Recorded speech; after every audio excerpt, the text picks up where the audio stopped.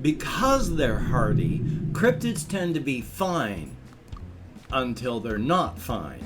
And then when they're not fine, it tends to be rather spectacular and catastrophic.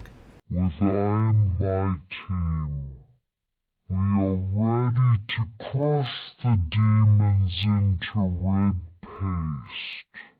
Well, howdy, Nearly Senior Citizen here. Greetings, boys, girls, and all of our non-binary friends, and welcome to this brand new day. I don't know if it's supposed to be warm or cold today. It was chilly last night, and it's kind of chilly right now, and so it's definitely a day. I am in the unenviable position of, once again, I mentioned this yesterday, how I'm either too warm or too hot. Too cold or too hot. No in between. I am wearing this because I'm too cold. I have the fan on in the window because it's too hot. I have the space heater on at 65 because I'm too cold. I have another fan over here that I keep on when I'm not recording because I'm too hot. I'm not in the middle. Ugh, you gotta love that. And of course, front-loading of videos. Hey, if you like what you hear and see, if you could toss me a like, that'd be cool. If you could subscribe to the channel, that would be awesome. If you could leave me a comment, that would be double plus good. And I would like to thank each and every one of my Patreon patrons, these literally beautiful and literally awesome people. They are literally beautiful and literally awesome. They help to keep me and my pets alive. Without their help, oh well, we would all be hosed like Christmas monkeys. And trust me, that is no way to be hosed. So if you would like to help me and my pets stay literally alive, I have links in the video description, and there's a PayPal link if you'd like to help me out without becoming a patron. There's an Amazon wishlist link that I still have to update. And of course, I have a P.O. box if you wanted to send me postcards, keychains, whatever, and I'll show those off in channel when I get them. Thumbs up. Hey, front loading of videos over. So yeah, it's great in that I'm too cold or too warm. I'm not in the middle. But still, life is life. And oh boy, my kitty cat. She hasn't been eating much. She's just basically licking up the juice from things, but occasionally when I come in the morning, she'll have gotten so hungry she'll have eaten whatever I gave her that she hadn't eaten. So, that hasn't happened. Yesterday, she didn't eat any of the stuff I put out for her for dinner. When I came out in here in the morning, it was still all there and untouched. I have given her 3 different types of cans of food to see if she will eat. She took a couple licks off of one of them, and now she's back sitting in the chair that she sits in now. So, I'm gonna go to the store today and buy some chicken breast, which she seems to like, some tuna, which she also seems to like, and see if she'll eat either of those. I think we're rapidly approaching the end, and I'm afraid I'm not going to be taking that all that well, but life is life, is it not? So I'll keep everyone appraised as to what's going on. Also, this is a bit of TMI, but part of it is, an all too human thing. I woke up this morning and I had to go to the bathroom. So I was taking a leisurely sit down while I was in the bathroom this morning, and I fired up a joint. I had such a hard coughing jag that I had fluids and substances pouring out of every orifice in my body except for my ears. I am, of course, in the bathroom. We know what substances would be coming out of my body in this fashion. That's to be expected. I had sweat pouring out of my pores. So there, a little bug. So that was wonderful. Just, there's fluid coming out of every orifice there. I'm almost drooling, trying not to vomit because I've got something really thick that won't come up. So that's really wet and juicy. My nose is running. My eyes are just weeping. I'm coughing and hacking. The only thing that wasn't doing anything horrific was my ears. TMI. Thumbs up. Also, though, I want to talk about a couple other things like this one. I have been doing a much better job at keeping things tidy. I have, of course, chronic issues, pain, weakness, and fatigue. That's fun. It makes it difficult to get things done. On top of that, people that are depressed and have ADHD tend to be able to keep common areas clean, and I've always been able to do that. But their own personal areas are a landfill. Well, that's been my whole life. Past couple months, I've been feeling good enough that it's not bad in here. It's not a landfill anymore. I've been able to keep it up and keep it going, even as I'm not doing all that well up here. So that is a good thing. I have been doing better in many ways and worse in others, going through therapy and all the med changes. I am more awake than I have been in my entire life. I have been covered in grief and just not knowing what's happening, my alcoholism. I have been sleepwalking through 90% of my life, and I've only been waking up since I started therapy in the past few years. I am, because of that, in many ways, better than I have ever been.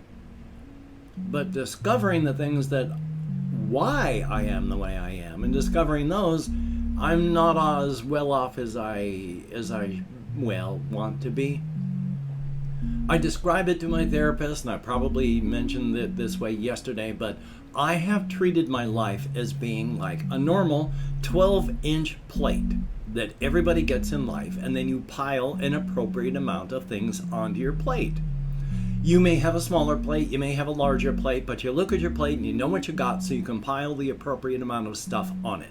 I always thought I had a 12-inch plate with a nice curve to it, and it was nice and stable, so I could hold on to it, but I always wondered why things kept falling off the plate. It never worked right.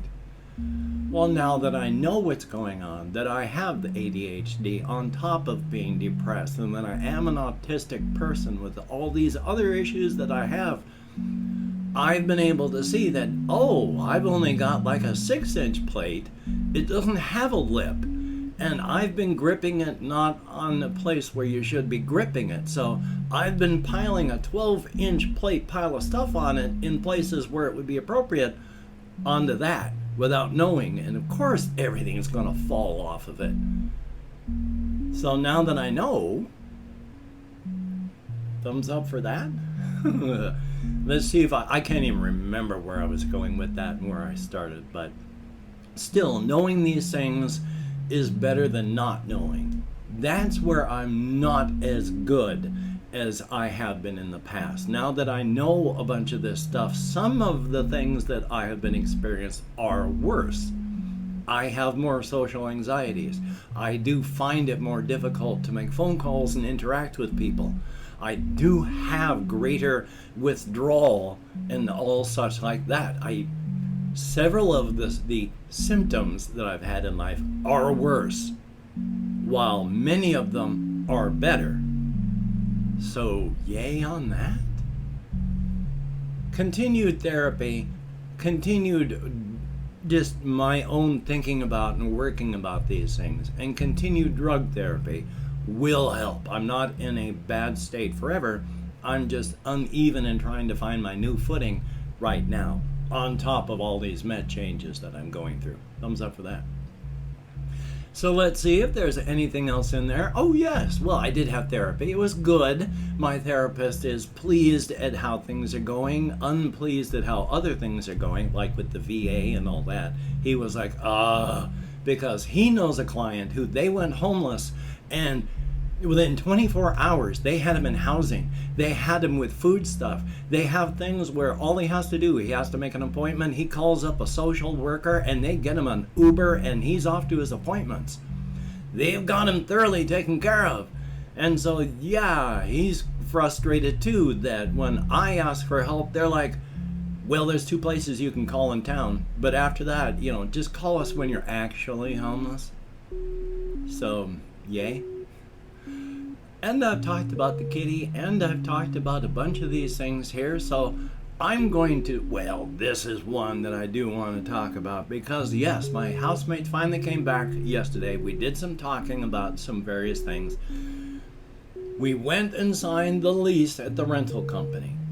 And this ties in with, I don't do a lot of things well. I've never done change in habit and routine well. Now that I know why, that part is actually worse. So yesterday when I had to go off and we signed the lease at the rental company, before we got there, I was a wreck. This close to having a minor, thank goodness, anxiety attack. We got it done, came back. I mean, it was painless. But we're expecting part of the hammer to fall in the next couple. So thumbs up on that.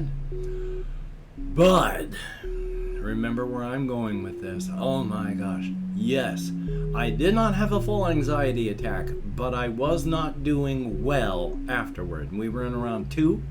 I could not sit still for quite some time. I had to get up and pace and walk outside and pace and do all these things and pace.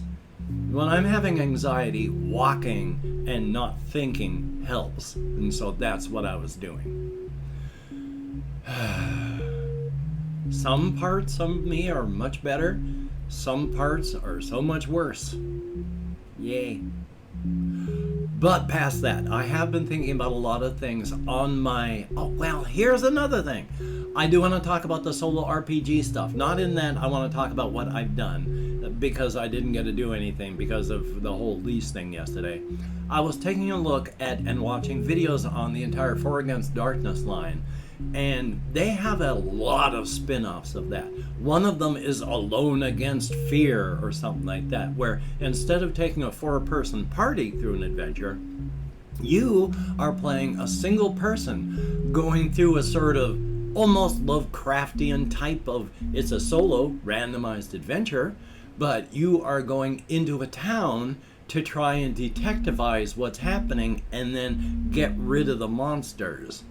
You are alone against fear, going up to defeat evil that way. They have quite a huge line of products. I mean, I haven't even read the first one, but they've got a lot of stuff. And there's no more hardback things. I've watched, there's one channel called The Dungeon Dive, and he was talking about which books you should get, which you shouldn't, what he has. And he's got a huge stack of these hardback books. You get them through Drive-Thru RPG. They do print on demand. Not a single one of any of these books by this company are available as a print on demand anymore. They're all PDF. I don't know what the heck's going on. Thumbs up for that. Okay, cryptid stuff. One of the things that I cannot remember if I've talked about this is when the urban cryptids are doing semi-horrific things, there are bodily changes. The character Polly, even though she looks like she has way too perfect of teeth, she does not have actual human-type teeth. She is a flower-type plant cryptid, which she looks human. That just means flowering plants grow around her the longer she stays in an area. But she has these little human-shaped kind of bovine teeth. They're flat all the way, even in her front teeth. You have to get up close to look, but yeah, they're flat bovine-type teeth, in the tiny human-sized. Except when she's hungry and she's getting ready to eat some poor sap she's gotten hold of. Well, like most cryptids who do this, oh boy, when she opens her jaws, those teeth are very, very sharp, jagged carnivore's teeth. And boy, her jaw can open a lot wider than you think it should. And that happens with a lot of cryptids that way. If they have to do something horrific, yeah, something horrific usually accompanies that. So thumbs up, just thought I'd mention. Plus, one of the things I was also been thinking about is the hardiness of cryptids, because I've mentioned that they are tough, they are strong. They can go to like -20 Fahrenheit up to about 120 Fahrenheit, and they're fine. I mean, they don't even need to wear clothing in that. They can fall asleep in snow, and as long as it's not further than -20, they're going to wake up and be fine. From -20 to like -40, they're going to be very uncomfortable, and they may have bad things happen if they don't get shelter. Underneath that, they will die. When it comes to heat, if they go into a place like Death Valley, up to about 130, they'll need help. Above 130, they're gonna die. So they're not invulnerable, they're just hardy. they can take a beating and keep on ticking. And like I've mentioned before, but it's in passing, they can drink, contaminated water with parasites and poisons, and they're not even going to feel it. It's just their body's going to take care of it. That also goes further. They also, because they're hardy, cryptids tend to be fine until they're not fine. And then when they're not fine, it tends to be rather spectacular and catastrophic. One of the examples of that is, I've mentioned, there is the character of Lynn Tanner, whose friend Cornetto, another very tough cryptid, got killed in a basement. Cornetto was the kind that was fine. You could hit this guy with a Mack truck and he'd be laughing before you hit him. He'd be laughing while he was rolling, still laughing when he got up, and still laughing when he took you apart in a very bloody, painful, and awful way.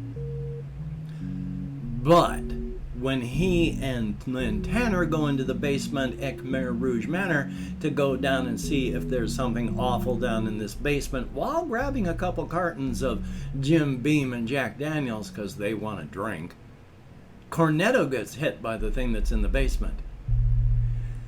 And he comes apart on the impact. He doesn't splash, but it's about 4 to 5 solid chunks. He's fine until he's not fine. And then it's rather a spectacular failure. Because he can get hit by a truck, but this just took him apart. If you want to think about it in like game terms, you can think of it as like they have very, very high amounts of armor, but low hit points. Once you make it past that armor, they come apart quickly. And it's not that they're weak. I mean, it's like a great big old oak tree in the middle of a hurricane. Hurricanes destroy trees like oak trees because they don't bend.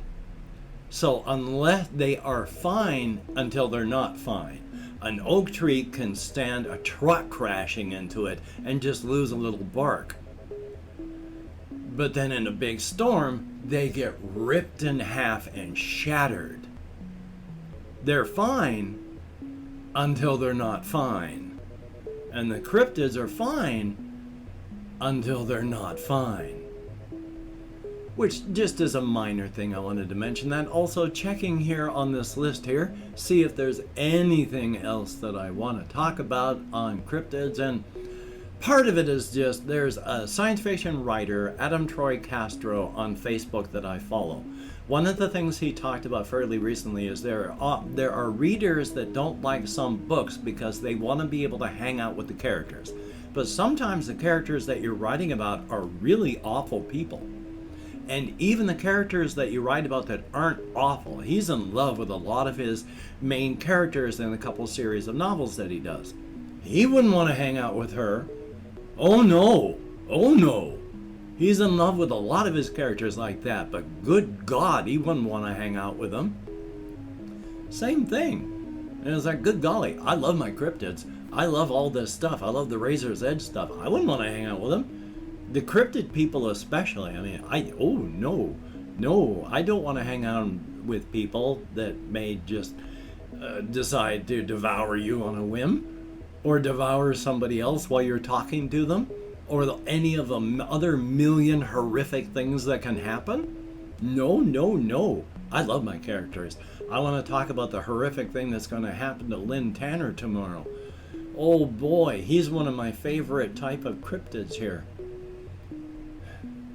And I've opened up 24 hours worth of comments on my community tab. Going to go through and thank however many people have left me comments in the past 24 hours. If I mispronounce the username, no disrespect is intended, and even though I count in American Sign Language.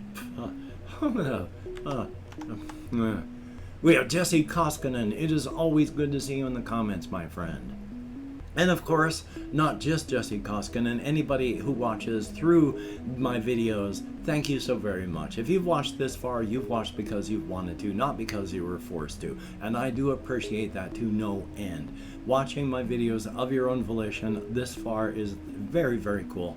Thank you so very much.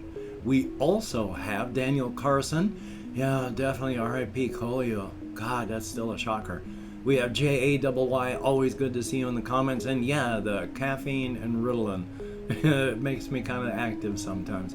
We have PNW Motion. Oh, son of a gun, it is a very small world. There's Chris, son of a gun, good to see you in the comments as well. There's Yamil, thumbs up and thank you. Loco5, greatly appreciated. And son of a gun, that's right, make it fun for you, always, always. Big Boy, thumbs up and thank you. Mohawk Guy 64, greatly appreciated. Thank you for the very kind comments. And hey, walking is good. Hopefully you can keep it up because it's definitely an awesome thing. There is Ray Martinelli, or no, I'm sorry, Ray Martin, EZIIL. So I can't pronounce that. I'm very sorry. I can barely read it at this distance through my glasses. We have Ben B, thumbs up and thank you very, very much. Adrian, FNTES, good to see you in the comments. Thank you very, very much. John Don, thumbs up, thank you. And we have, I can't speak English, my sincere apologies. 13 people who left me comments in the past 24 hours. Thumbs up and thank you. It is greatly appreciated to no end. Definitely a thumbs up. It being Friday, I'm not going to worry too much about trying to actually get anything done. We've gotten a lot done. I have been having anxiety this whole week. I mean, there's been reasons. It's not anxiety out of nowhere. There's reasons I've been having it. Good reasons in my book, but I am still kind of exhausted from that. So I'm going to try and take it easy, try and do the solo RPGing, try and play video games, try and be creative, try and do something. Hopefully you can do something as well, but don't beat yourself up if you can't. And of course, with diseases out there, you know the drill. Take care of yourself, take care of others, please, please. So, until we meet again, you take care. Have a great day today. I will see you on the flip side, and that is a very good thing.